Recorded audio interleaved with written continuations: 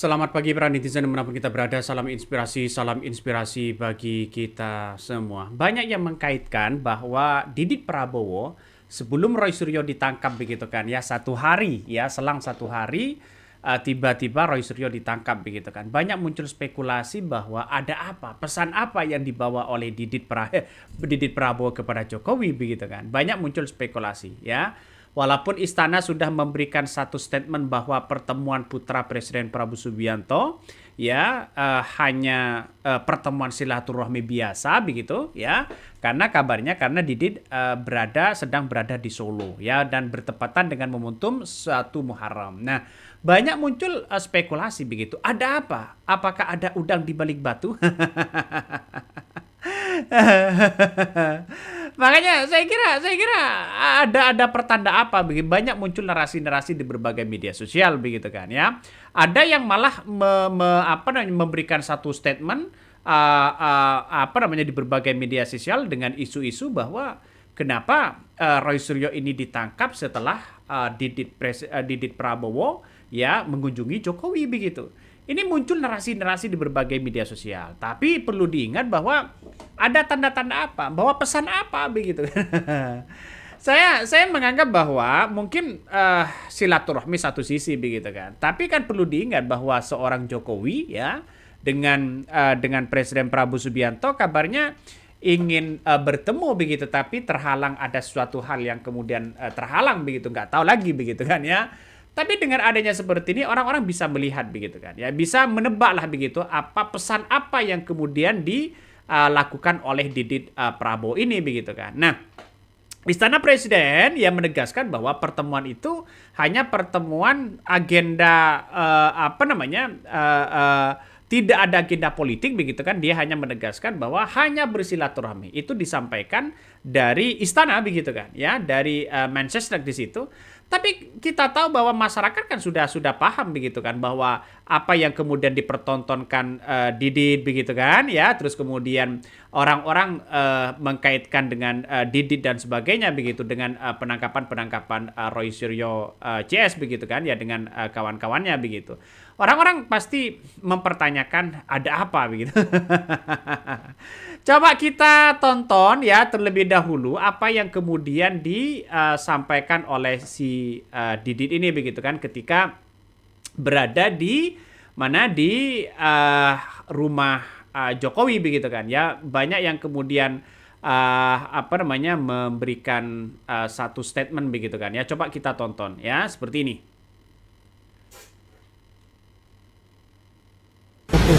Udah siapkan nih bintang. Selamat siang, Mas. Untung apa ini? Wes.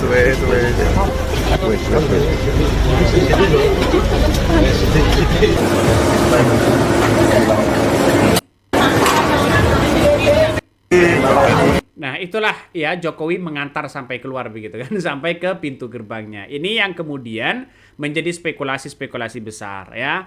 Banyak yang justru tanggapan di berbagai media sosial hari ini begitu kan soal soal Didit ini. Nah, penangkapan Roy Suryo dengan kawan-kawannya begitu kan menandakan kenapa hukum ini kok sebegitu cepatnya begitu kan ya diproses begitu, padahal ini masih belum ada pembuktian begitu kan ya di pengadilan, apakah ijazah Jokowi ini benar-benar asli atau palsu begitu kan. Kok sudah langsung membuktikan bahwa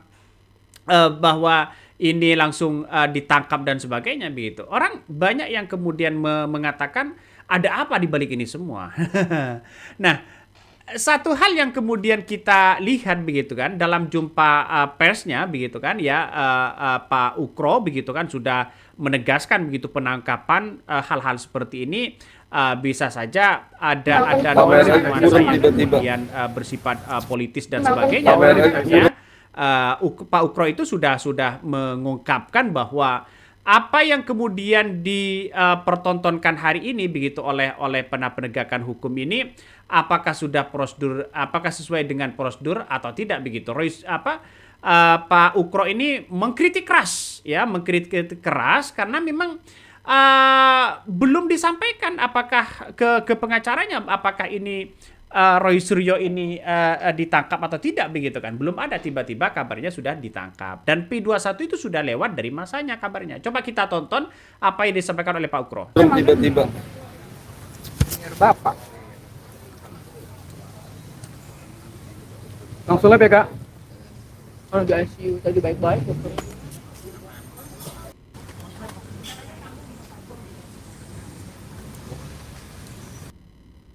Sini bagus, Mas. Merasa perlu mengikuti perkembangan penangkapan, kemudian penahanan sampai pemeriksaan di Rumah Sakit Polri Kramat Jati untuk pemeriksaan tersangka. Kenapa? Karena banyak kejanggalan di sini. Ya, saat penangkapan, misalnya di kediaman Mas Roy Suryo, ya, pagi hari seperti penangkapan bukan teroris.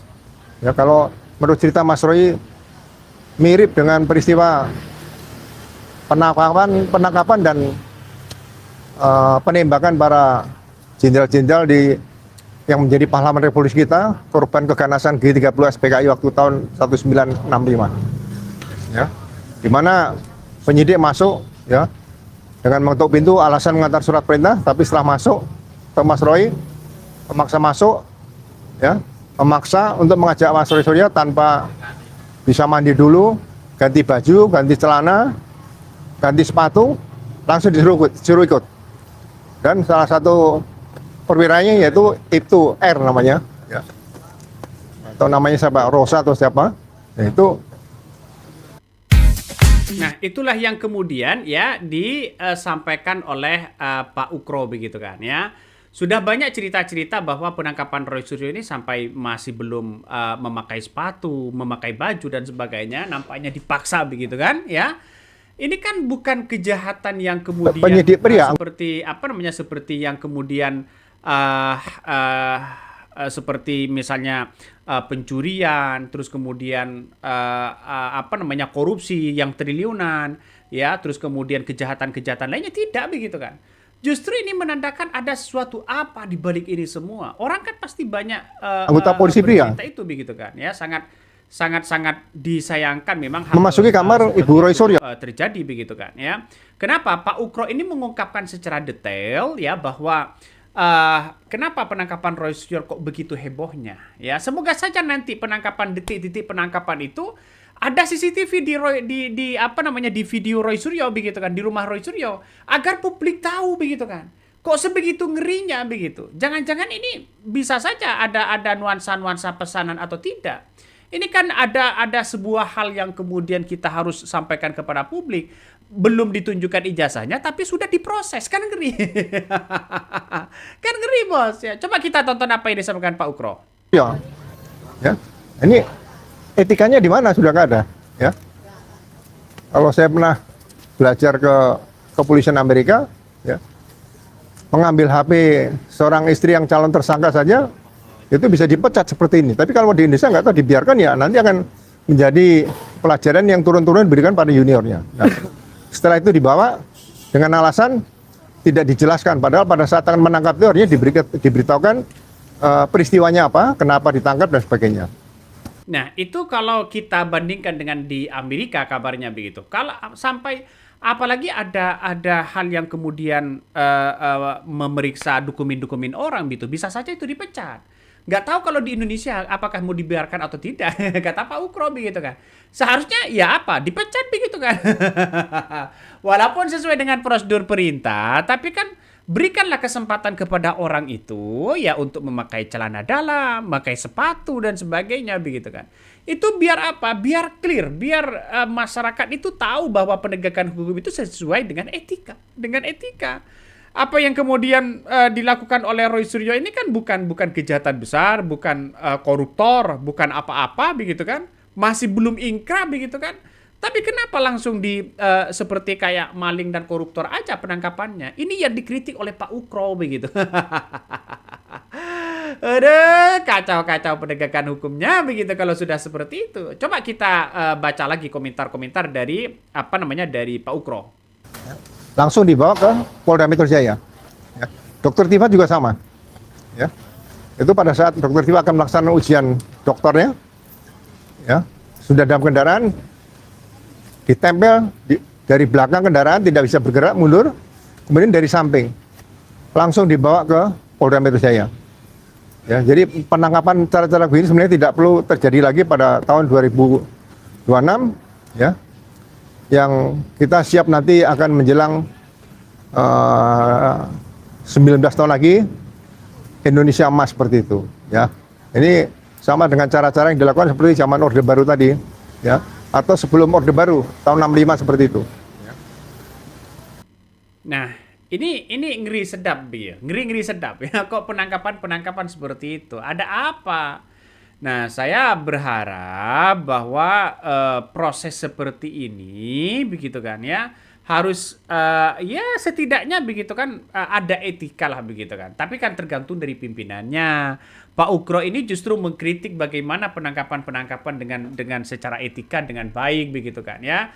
Walaupun kita tahu bahwa Roy Suryo ini kan belum hanya jadi tersangka begitu kan. Ya kok bisa-bisanya seperti itu? Ada apa? Banyak orang yang berkomentar begitu. Nah, Pak Ukro ini kan mantan Wakapolri begitu. Ya, dia tahu yang bagaimana dengan etika untuk penangkapan itu. Coba kita tonton lagi ya. Kemudian setelah dibawa ke Polda juga sebetulnya dasar penangkapan ini apa? Yang bersangkutan ya Dr. Tifa Roy Suryo itu masih melakukan wajib lapor. Ya. Kemudian ada alasan lain, katanya P21 saya tanya Pak Roy, ada di Santomis itu P21-nya tanggal 30 April 2026. Nah, kalau 30 April 2026 berarti harusnya tanggal 14 Mei maksimal sudah dilimpahkan ke jaksa. Ini sekarang tanggal berapa sudah? Sudah lewat berapa hari? Ya, itu kejanggalan-kejanggalan. Kemudian laporan polisi semua sudah dihentikan penyidikannya berdasarkan RJ yang dilakukan oleh Egy Sujana, Damiari Lubis, dan Rismond. Nah, itulah yang kemudian disampaikan oleh Pak Ukro begitu kan. Ya seharusnya kan ini laporan kepolisian sudah dihentikan ya karena sudah dapat restoratif justice. Terus kemudian ya P21-nya sudah lewat dari masanya begitu kan ya. Terus kemudian ketika penangkapan dari Dr. Tifa dari belakang kanan kiri dipepet kabarnya. Udah, ini kan semakin ngeri menunjukkan bagaimana etika penangkapan itu begitu.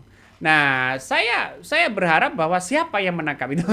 Jangan-jangan ada hal yang kemudian bisa saja tidak kooperatif atau bagaimana begitu kan ya. Bisa saja ya perlu dipertanyakan dulu juga begitu. Perlu dipertanyakan, Pak Ukro ini bercerita apakah penangkapan ini sesuai dengan apa yang kemudian pernah bolak-balik ke Solo atau bagaimana? Ini ya masih diungkapkan ya. Tapi nggak mungkin lah sampai pemecatan itu. Karena apa? Karena Kapolrinya sendiri kan tahu siapa mereka. Udah. Ini banyak kritikan ya, banyak kritikan. Tapi ya mau bagaimana lagi begitu kan ya. Saya berharap ya di persidangan nanti bertarung gagasan begitu. Ya, bertarung gagasan bagaimana Jokowi dikuliti habis ya, meskipun ini ada nuansa-nuansa dikriminalisasi dan sebagainya. Karena apa? Karena Jokowi belum menunjukkan ijazahnya. Ya, tunjukkan ijazahnya asli apa palsu baru masuk persidangan. Setelah dibuktikan bahwa ijazahnya asli atau palsu, maka tinggal laporkan Roy Suryo ini ke pencemaran nama baik. Kan seharusnya seperti itu. Kenapa pencemaran nama baik diproses dulu tanpa membuktikan ijazahnya asli atau palsu? Ini kan logikanya kan gimana begitu kan? Oke, mungkin itu yang kami sampaikan ya. Tonton terus di channel Khodari Podcast Rakyat ini. Jangan lupa di subscribe.